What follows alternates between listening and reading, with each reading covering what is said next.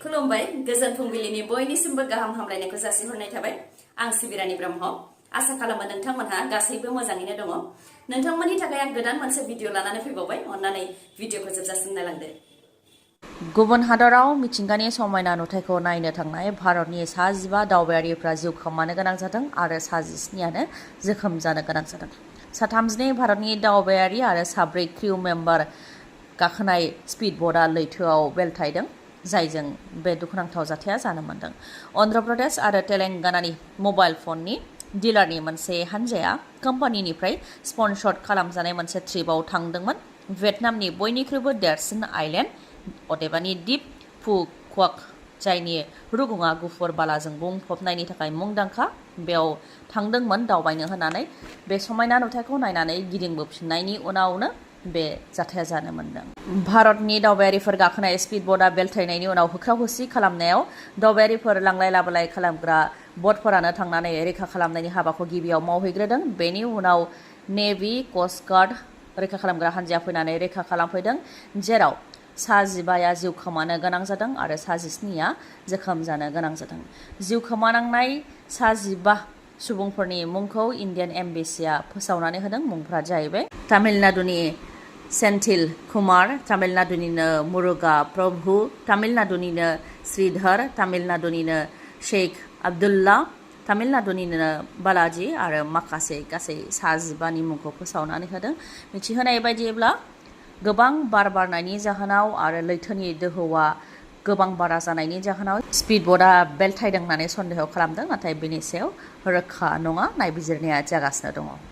एपिडिसेल कम्पानिनो हा एंगारनो नागिरनायनि हेंथायै आरो मालगावनि ग्रेजिं लेन्डआव गं 93 होखारजानाय नखरफोरखौ दोनफैनो नागिरनायनि हेंथायै दावराव देख्रेब नार्जारिनि बिबुंथि। बिटिसिनि ट्राइबेल बेल्ट एन्ड ब्लक ओनसोलाव आयेन बेरेखा थानाय सुबुंफोरखौ होस्रांनो थाखाय सुप्रिम कर्ट आरो हाइ कर्टआ बिथोन होनाय दंखायो आरो आयेन बेरेखा सुबुंफोरखौ ट्राइबेल बेल्ट एन्ड ब्लकनि ग्रेजिं लेन्डआव दोननायखौ आयेनाबो थिना होनानै बुंथियो बिथाङा। सिगांनि प्रमद बर'नि सोरखारावनो एपिडिसिएलनो हानि एलटमेन्ट होनाय जाखादोंमोन। दा बे हाखौ बिटिसि सोरखारा होनो नागिरदों होननानै हाग्रामा महिलारिया बुंथिदोंमोन। थांनाय प्रमद बर' सोरखारा जि गोरोन्थिखौ मावलांदोंमोन बे एखे गोरोन्थिखौनो दा हाग्रामा महिलारियाबो मावनो नागिरदों नाथाय दानि सोरखारा सिगांनि गोरोन्थिफोरखौ सुस्रांनोसो नांगौमोन बा सुस्रांनायनि बिबाना दानि सोरखारनि होननानै बुंथियो दावराव देख्रेब नार्जारिया।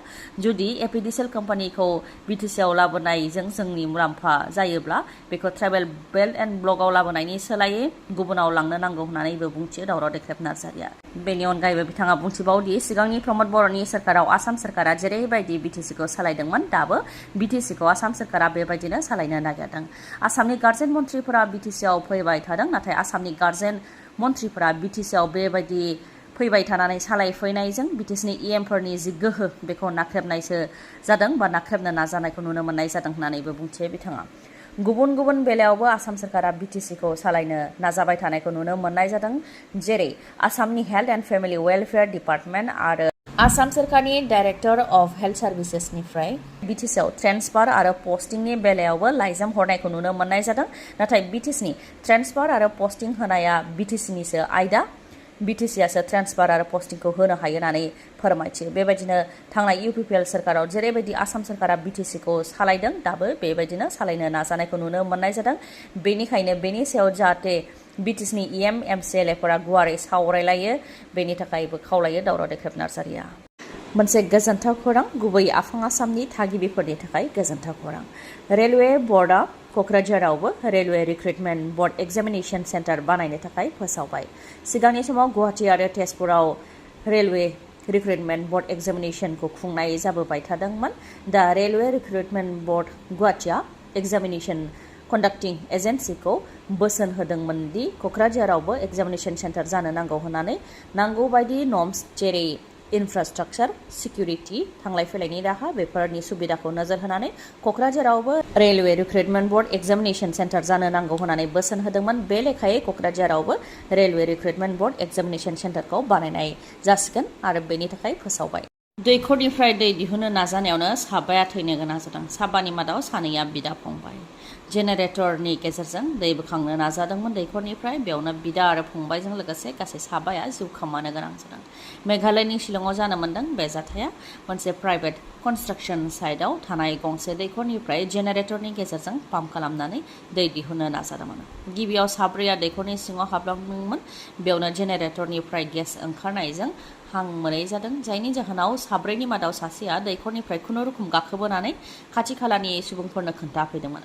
बेयावनो बिदा फंबाय सानैया दैखर सिङाव थानाय साथामखौ रैखा खालामनो होनानै दैखरनि सिङाव हाबलांदोंमोन नाथाय बिथांमोनहाबो दैखर सिङाव हाबलांनानै थद गैयै जानानै थानो गोनां जादों। उनाव रैखा खालामग्रा हान्जाया फैनानै बिथांमोनखौ दैखर सिंनिफ्राय बोखांदोंमोन आरो देहा फाहामसालियावबो लानानै थांदोंमोन नाथाय साबाखौबो थैबाय होननानै देहा फाहामसालिनिफ्राय डक्टरा फोसावदों। लामानि जाब्रबथायाव सासे फोरोंगिरिनि जिउ खहा। क'क्राझारनि सेरफांगुरियाव गंसे ट्राक आरो गंसे मटर साइकेलनि गेजेराव गोख्रोङै सौग्रावलायनायाव सासे फोरोंगिरिया जायगायावनो जिउ खोमानो गोनां जादों। क'क्राझार जिल्लानि सेरफांगुरि माहारियारि राजा लामायाव दुखुनांथाव जाथाया जानो मोनदों। थैनाय फोरोंगिरिनि मुङा प्रसुनधर 29 बोसोर बैसोनिमोन। बिथाङा परेश कुमार धरनि फिसाज्लामोन आरो फकिराग्रामनि पाचागड़नि थागिबिमोन होननानै मिथिनो मोननाय जादों। गोलोम बोथोरनि बन्द मोननायनि थाखाय बिथाङा गावनि लोगोफोरजों सोनाब बंग फारसे मटर साइकेलजों थांबाय थादोंमोन। बेयावनो ट्राकजों सौग्रावलायनायाव जायगायावनो जिउ खोमानो गोनां जायो फोरोंगिरि प्रसुनधर बिथाङा। आसामनि लाइमोन सेंग्रा सिख्लाफोरनि थाखाय मोनसे गोजोनथाव खौरां।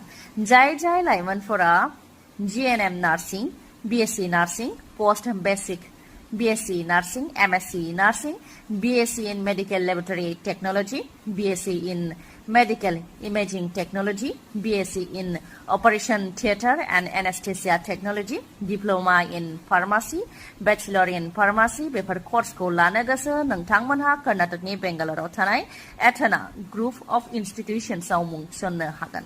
कर्नाटकनि बेंगालराव थानाय एथेना ग्रुप अफ इन्स्टिट्यूशनआव मुं थिसननो थाखाय नोंथांमोनहा अदालगुरिनि गलमा डेली मार्केटनि साखाथियाव थानाय नार्सारि कमप्लेक्सआव थानाय रयेल डर्स इडुकेशनेल कनसालटेन्सिनिफ्राय खौरांखौ लानो हागोन जेराव फ्रि काउन्सिलिं खालामनाय जायो।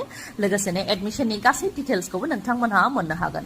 एथेना ग्रुप अफ इन्स्टिट्यूशन्सआवनो मावनाय बिथां निसा दैमारिजोंबो नोंथांमोनहा सावरायनो हागोन मानोना बिथांनि गेजेरजोंनो आसामनि लाइमोन सेंग्रा सिख्लाफोरखौ बेफोर कर्सखौ खालामनो थाखाय कर्नाटकनि बेंगालराव थानाय एथेना ग्रुप अफ इन्स्टिट्यूशन्सआव दैथायहरनाय जायो बा लांनाय जायो। मोजाङै नोंथांमोना सुलाद लानो थाखाय 6002589855 नङाब्ला 9101496080 बे जानबुं नाम्बारावबो खौरां लानो हागोन। फोरमायथिनो गोनांदि कर्नाटकनि बेंगालराव थानाय एथेना ग्रुप अफ इन्स्टिट्यूशन्सआव आसामनिफ्रायनो 200नि बांसिन बर' लाइमोन सेंग्रा सिख्लाफ्रा सोलोंथाइ लागासिनो दङ आरो 200नि बांसिननि मादाव अदालगुरिनिफ्रायनो 100नि बांसिना बेयाव सोलोंथाइखौ लागासिनो दङ। एथेना ग्रुप अफ इन्स्टिट्यूशन्सनि चेयारमेना फोरमायथिनाय बायदिब्ला जायफोर लाइमोनफोरा बे इन्स्टिट्यूशन्सनिफ्राय पास आउट खालामदों बिथांमोनहा रावबो ओरैनो थानो गोनां जायाखै। बेंगालरावनो 2 हस्पिटाल दंखायो। बेनि अनगायैबो गुबुन गुबुन जायगायाव गुबुन गुबुन हस्पिटालजोंबो टाइ आप दंखायो होननानै फोरमायथियो चेयारमेन बिथाङा। बेनिखायनो रावबो लाइमोनफोरा सोलोंथाइ लाखांनायनि उनाव बा कर्स खालामखांनायनि उनाव ओरैनो थानो गोनां जायाखै। बयबो गावबा गावनि आथिङाव गसंथानो हादों होननानै फोरमायथियो। बेनिखायनो जायफोर लाइमोनफोरा गोसो गुदुं बिथांमोनहा सुलाद लानो हागोन। गोजोन। दिनैनि भिडिअआ एसेनोसै। गाबोन आरो गोदान भिडिअजों लोगो मोनफिनबावगोन। नोंथाङा दासिमबो आंनि चेनेलखौ साबस्क्राइब खालामाखैबा अन्नानै साबस्क्राइब खालामदो लोगोसे लाइक, कमेन्ट आरो शेयार खालामनो दाबाव। गोजोन्थों।